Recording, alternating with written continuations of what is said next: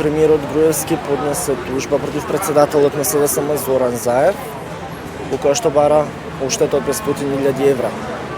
Што точно пишува во тужбата? Па таа тужба премиерот ја најави уште веднаш по поднесувањето.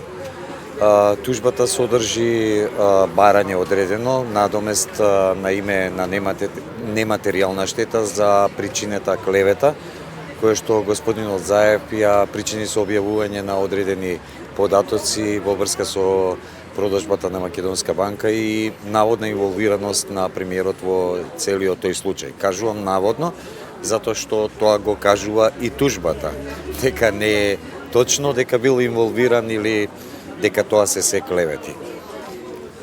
Познати ви се тие наводи кои што беа истакнати, имаше објавено и видеоснимки за одредени работи, така да во врска со сето тоа е. Кои се доказите кои што ќе ги имате вие како одбрана? Па првично ние сме должни согласно Законот за граѓанската одговорност по која што се води оваа постапка да ги докажуваме оние околности кои што одат во прилог, впрочем кои што одат како аргументи за објавеното што го кажал господинот Заев, тужениот во конкретниот случај. Снимката која што сите, целата јавност ја има видено, е први основен доказ.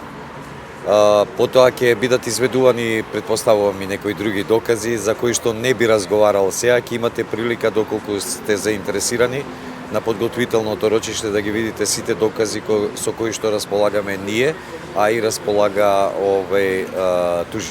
тужителот.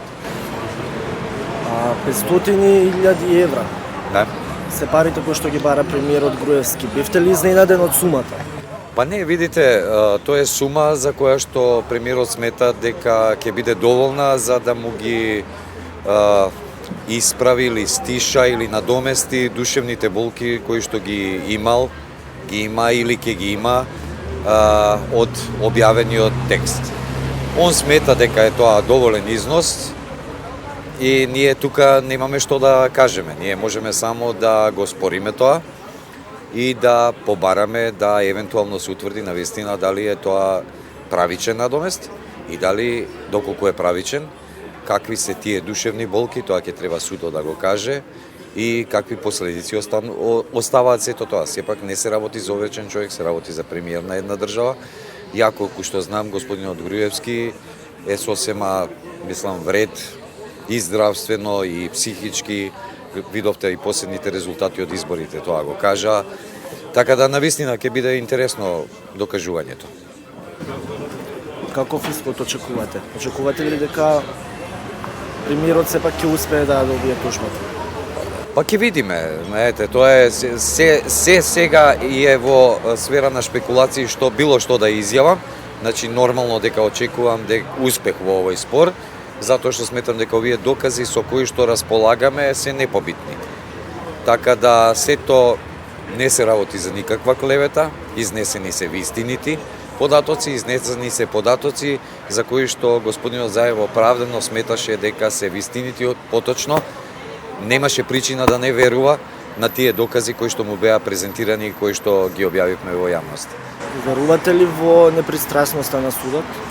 Знаете, ако мене тоа ме прашувате, онда се поставува прашање зашто би работел као адвокат ако не верувам.